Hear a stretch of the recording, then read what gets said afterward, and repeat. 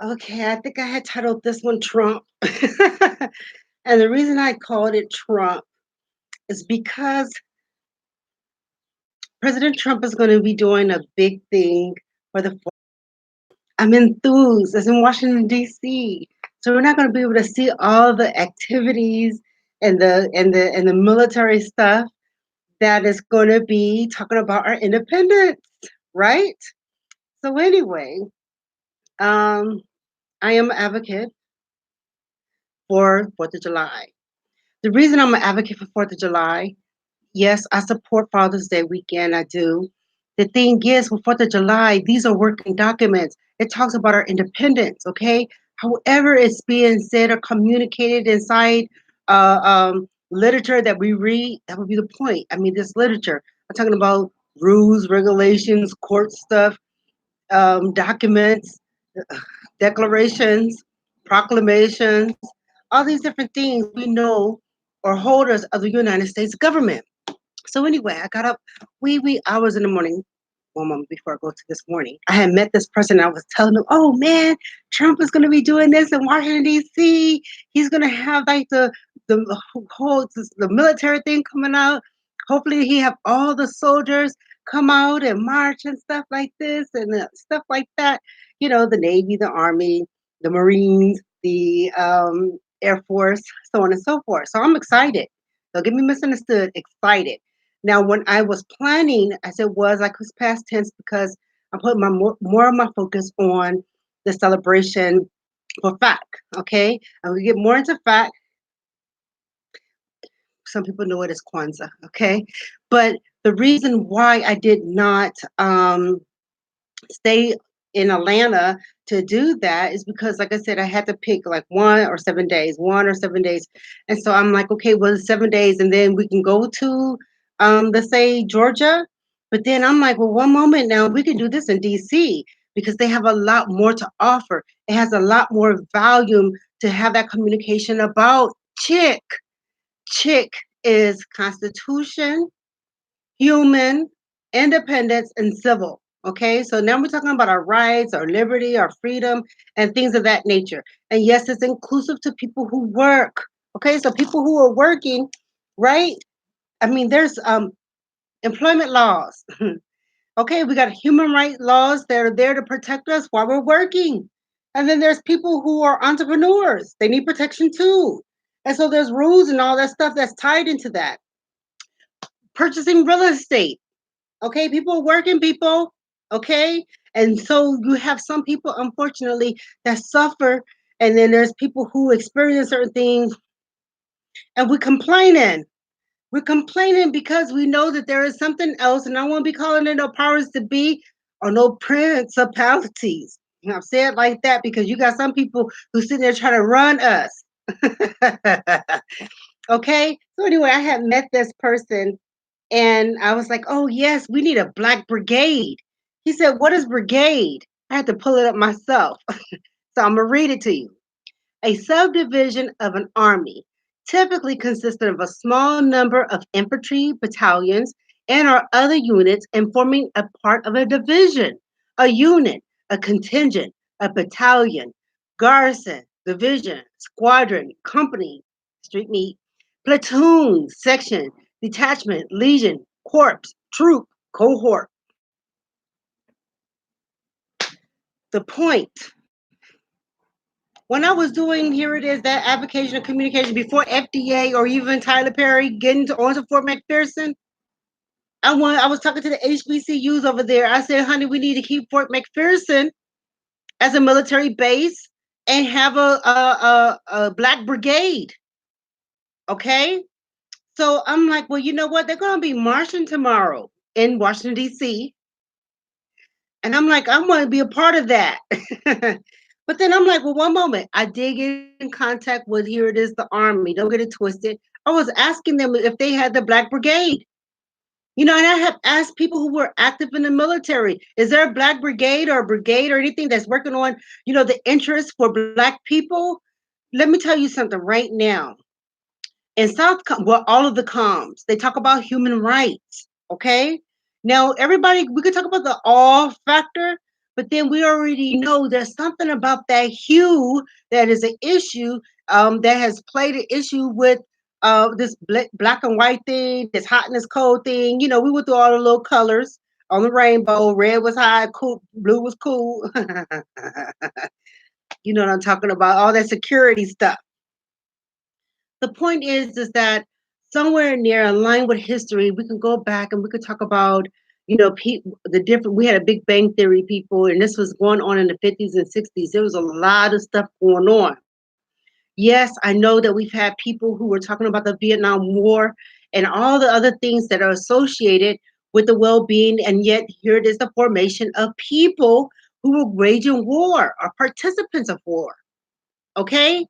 So that being said, don't you think that somewhere in there that we should have a black brigade? I think we should. Okay? There is no special representation. Then I ain't gonna fib to you. I was like, well, if we're doing it all like this, then who's protecting the people who are in the military? There's one thing to say those things, and we're on the outside, we're civilians. Okay? There's military law, there's military science, right? So how are these people, how do we know that they're okay inside the military? Oh, well, listen, when they go and after they serve, they come home and they be wondering why things look like they look. Our point exactly. Somewhere in there, you would think that they would give some money. Now, there's one thing to talk about people who served in the military and who are veterans. The question is, while they were making friends and everything, were they able or can they go back to the military and say, we want to make a black brigade as veterans? So I'm like, wow, courageousness, right? Courageousness. I use the word courageousness because I'm like, do we have anybody who's there, if who have courage to say we want to establish a black brigade? That's one thing to talk about SMC, okay? But then, oh well, listen, we all for one, and that's how they get us on this little. We like we won. This one is in sign language is deep.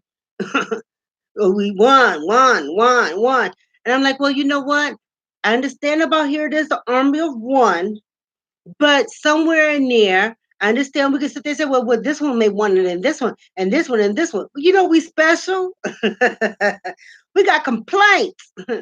And then, unfortunately, the thing is that when we start reading those words like master and servant, and we're missing some things, and we take it right to color, thinking that here it is, the whole master and the servant thing has gone someplace else.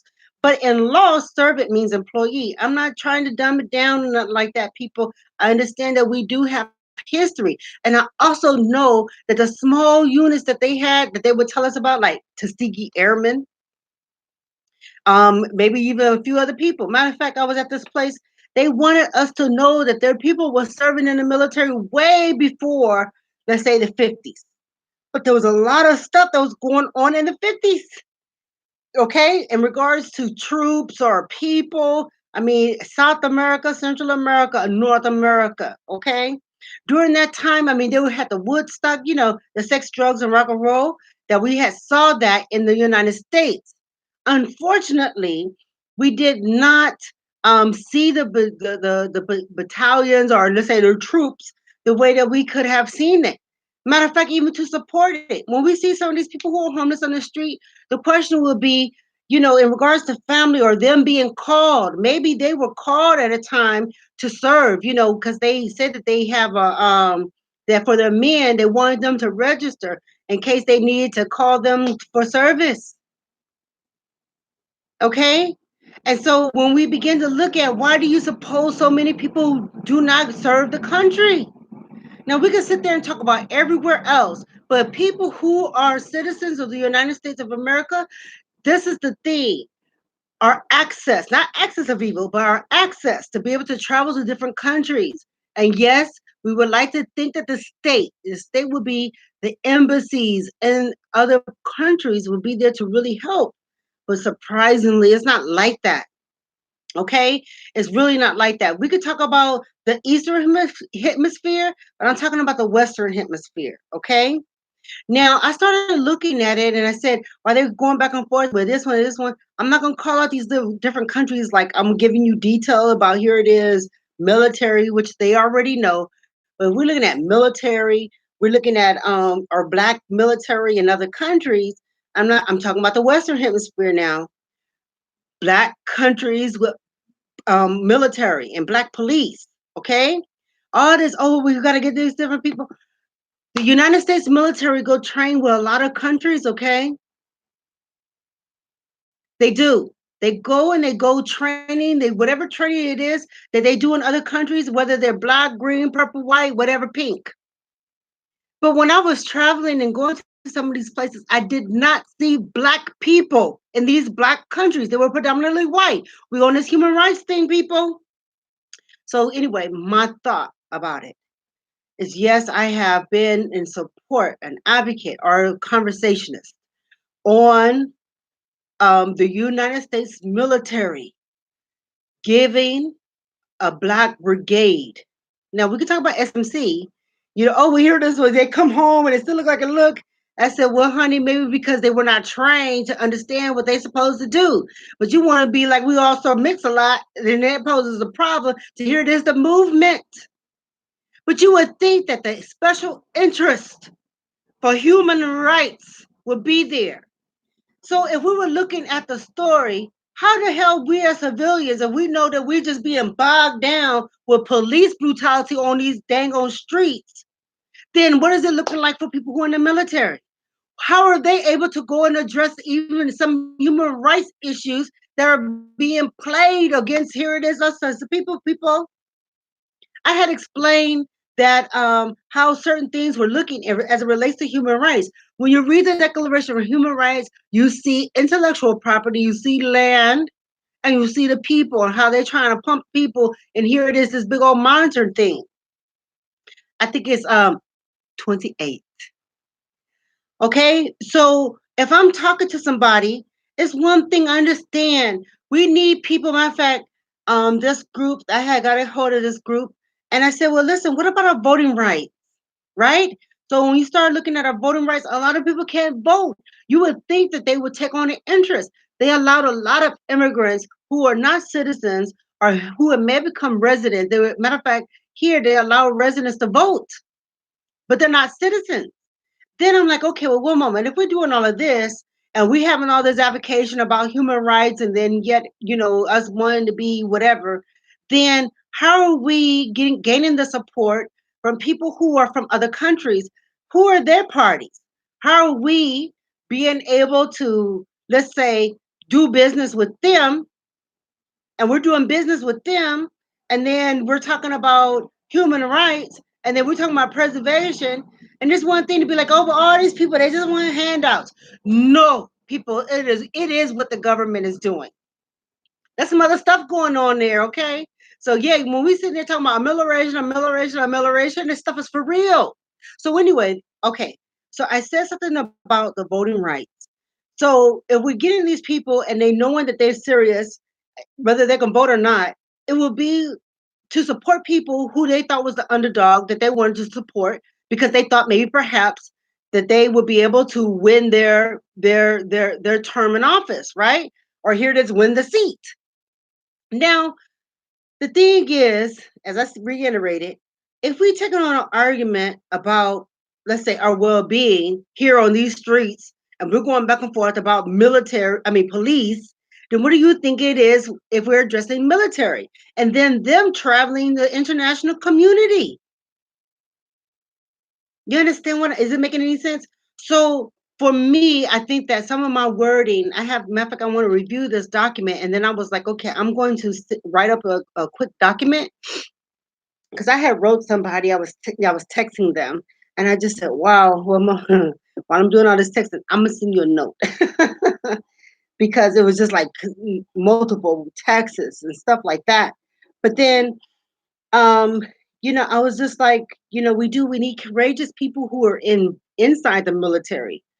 As civilians, we can say, okay, and I have, while we're going through all this, ahead stuff. I said, now you sitting here have me go back and forth with this little flying group. But you know, I've been sitting there talking about active military for a minute now. Now I ain't talking about here it is somebody who just went in there in boot camp, or here it is all the youngest. I'm talking about the seasoned ones, the ones who's been there for a minute, and we already know that there's people who may have an interest and concern. It's on human rights, but we need people who will be inside of the military. Anyway, let me read this. So anyway, I said, are we building relationships to address human rights concerns and advocacy worldwide? Marines, Army, Navy, National Guards, Air Force, etc. And have anyone in these fields try to incorporate a black team?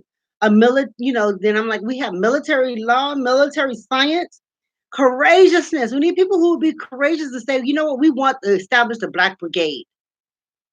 Okay? It will be a special unit, because we do have a cares about how things are functioning. Then I start looking at here it is defense.gov. I said, you know what? I don't know of any black person who've actually held any of those seats. I know for a minute there they were talking about Colin Powell, and then we had Anna Ray during Hurricane Katrina, and so all these other people they sitting there with they whatever. I don't know, even some of them sergeants they still I don't know. When I went to the Pentagon, I didn't see no black people when I went to the Pentagon. So when I started talking about 4th of July, I ain't gonna lie to you, I'm for real. I'm like, yeah, I know I said Georgia, but hey, we could get the connections in DC. You damn right. We want to be a part of that march. SMC. We need people who are in the military that will be courageous to say that. The United States military do training with many of the militaries in other countries. Black military personnel, do you think they're in the ranks and trying to involve the so-called human rights? Civilians, how do we help them? Improve the way we see the collective realistically. There's one thing to be like, oh, okay, well, we're working. Well, it's another thing to say, well, you know what? We have a special interest for this. And so, for some interesting reason, while we were celebrating the rainbow, we gay. They want to talk about the don't ask, don't tell. So these people are either saying they were or were not gay.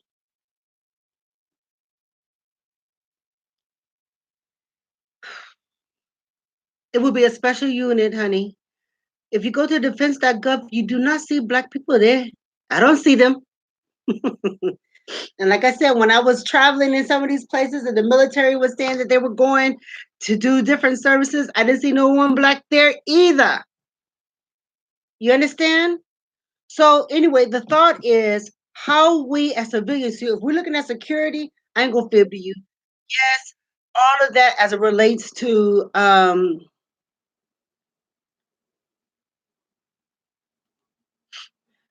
all that it relates to. Yes, I'm not for um police brutality nor police stating, even though the thing is when I was going back and forth about police state, that's the government, okay, the federal government.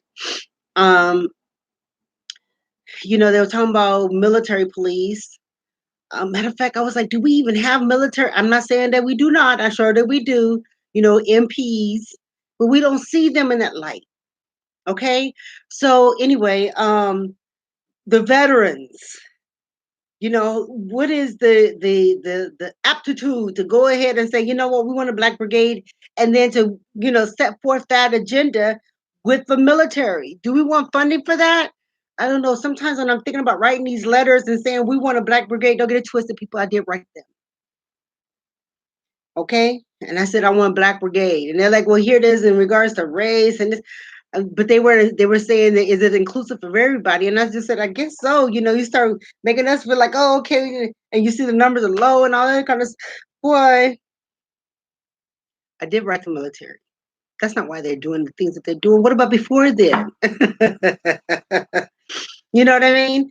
So anyway, can the veterans go back to, let's say, they corporate or corporal, and say, I want our group to establish a Black Brigade? What about those people who, I mean, we could talk about honorable and dishonorable.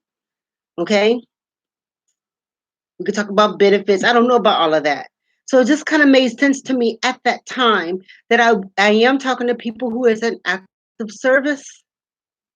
There's one thing, and I think that when I was looking at the veterans and then looking at people who had served, it become even more surreal to say active duty. Then when we're looking at people who are in reserve, that's a little different too. People who are in reserve and then people who are in active duty. They're on the reserve, they're not actually inside. They're actually their post is they're learning something and then they come back into civilian. So do we have reserve people who could go and tell their corporal or their sergeant or whoever it's called, they major, the general? Do I will write the Department of Defense. Don't get it twisted. I said I have.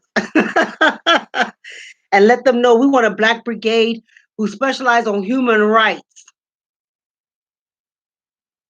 And I know we got people who are in there, people. I didn't say that we didn't. Matter of fact, even when I asked somebody, I said, listen, um, asked them the same question. They said, well, listen, we kind of stay in our lane. We do our job, we do this and do that. And I said, well, I mean, are you trying to do more? Like, you know, establish your business? Well, the military do have access for employees to do business, even with the government, while they're employed with it. Okay, so I started looking at all the different services and stuff like that. I was also, at that thought where I'm like, well, you know what? These people that coming out, why are they homeless? Somewhere in there, you would think that you had a GI Bill at the time. You had the GI Bill and yada yada yada. That before people hit the streets or they talking about they don't have no place to go, there would have been services for them so that it would be so that they would don't that they can let's say sway away from being homeless or being veterans on who are homeless or veterans who are on the street. I'm like, well, how are they saving their money and all that other kind of stuff? And I was like, well, all this should be set up even for veterans. Okay. But then my scope to talk about SMC, no, it's not to be running around here looking like we just for real don't have. I think this stuff is out of line. But when I started writing here, it is not a business plan, but just the little, rules or what our purpose is. I started to see that the goal would be for us to focus on business. But then while we're focusing on business, we need to be able to send people out, even on a volunteer something, and they could be active with this little brigade that I'm just talking about. And then that brigade, once we set it up, yes, you're right. We It would be inclusive to people who, let's say, don't have who may have been incarcerated or something like that. I mean, that's a process and a conversation that you would have with somebody else. I mean, not with somebody else, but later on. The ratio of black people who are in the military, and don't get it twisted, we could go around with this hue, but they had sent when I was at this place, they had sent a light skinned, a white looking black woman. And I was like, well, we all black here. And be like, well, here it is. That was their mama. You understand? So I don't know if, when we start looking at the military and how some things are being moved about, this stuff is for real, honey. We got some big people. We do. Okay, let's get back to reality. The point is that when we start looking at human rights, we want to be able to take on with a special battalion, special group, brigade, or whatever that will focus on the interests of Black people around the world, where the service in itself will be where we have the access to do services in a worldwide range. Okay. So people who are on reserve, they want to talk about some things local. Yes, it's inclusive people because you know what? My thought is while they were sitting all those other little short people over there, then you would have why they sit there. Then my thought is that if people who were incarcerated here was now moved to another country, and let's say that they helping them and this, that, and the other, then they wouldn't know they had a record. But yet they pumping iron, they looking all thick and everything. You understand? Oh, come on. Anyway, For us to talk about human rights, it will be for us to look at the military. I mean, for my efforts, and then it'll be like, okay, well, how are we gonna get there? Well, like I said, I was focused on Chick, in Georgia. I wanted that there, and I was, interested in the march and all the other kind of stuff. Matter of fact, I even wanted the police and stuff to participate. Well, we all won. We're doing this and doing that, and lo and behold, I just looked at the thing, and they had these lights, and Lord have mercy, honey. We need to have communication and training, even with people they did by their own people.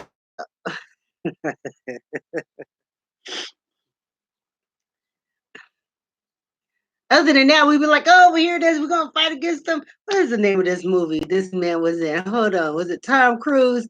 They want to sit there and be like, we try and take over the world or something. Time, let me look at time.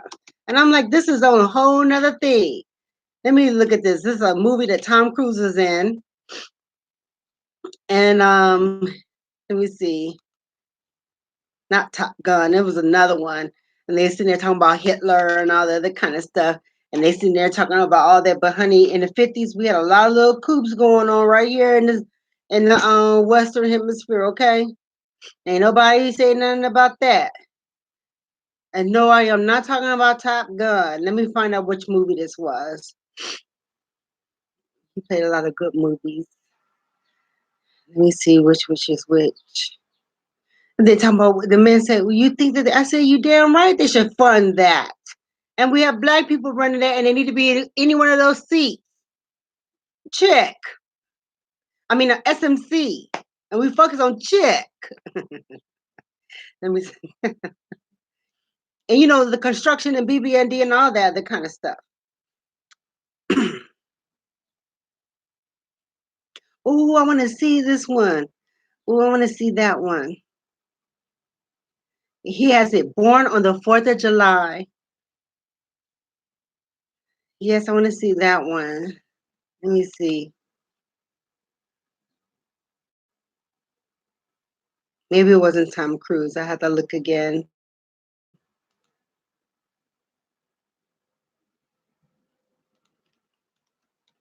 Let me see, it was another thing.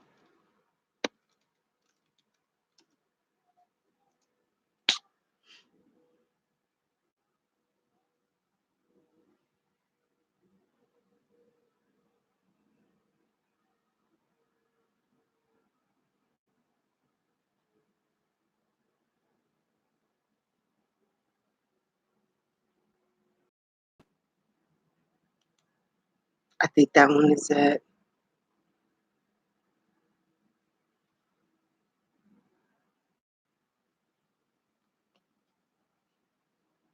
I don't know if it was Hitler or downfall or anything like that. But these people, they use that, but honey, that was a whole nother thing. That was around the Olympics, okay?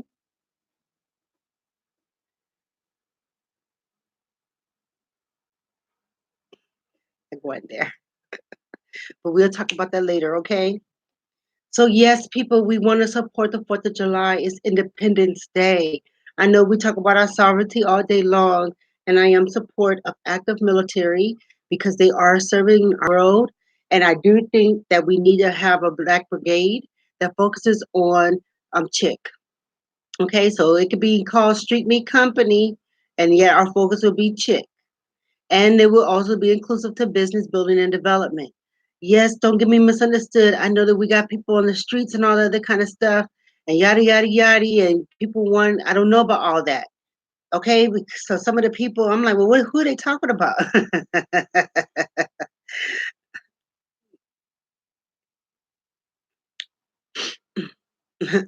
But for real people,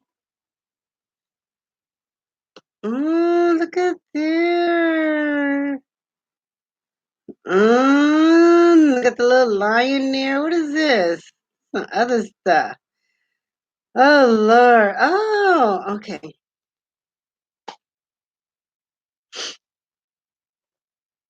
Okay, people. Yes. Um, Why we may not have seen them, but there are people who are working around the world, and we support them. And so the same thing, and I know, I mean, we have people who served in the military beyond the color, and there's some things that they were not in agreement with through their own experience or the things that they had saw. Okay, so it can be a little thing where it's just like that. Okay, all right, all right, TTYO people, and yes, check, check, check, check. Yes, all day, check, check, check, and yes, if you're in Washington D.C., please go enjoy the festivities that's going to be going on, and sponsored by Donald Trump. And then that's another thing. Let me reiterate that they have museums there. And there's a lot of things that we are able to do in Washington, D.C., not comparing one place to the other, but the thought that we have, I mean, there's some people who have not gone to the different monuments. Matter of fact, when I was like, wow, look at all this stuff. Is it written in the walls at the monument? Those aren't anything to do with the museum. So you have the museum, and they have different museums. And then culturally speaking, there's a lot of different stuff that we are unaware of or that we are not engaged with. So if you're in Washington, D.C., this year for Donald Trump, I'm like, we're going into 2020, it may even be bigger and better. Go support the 4th of July activities anywhere you are in the United States. The fireworks is real. Chick.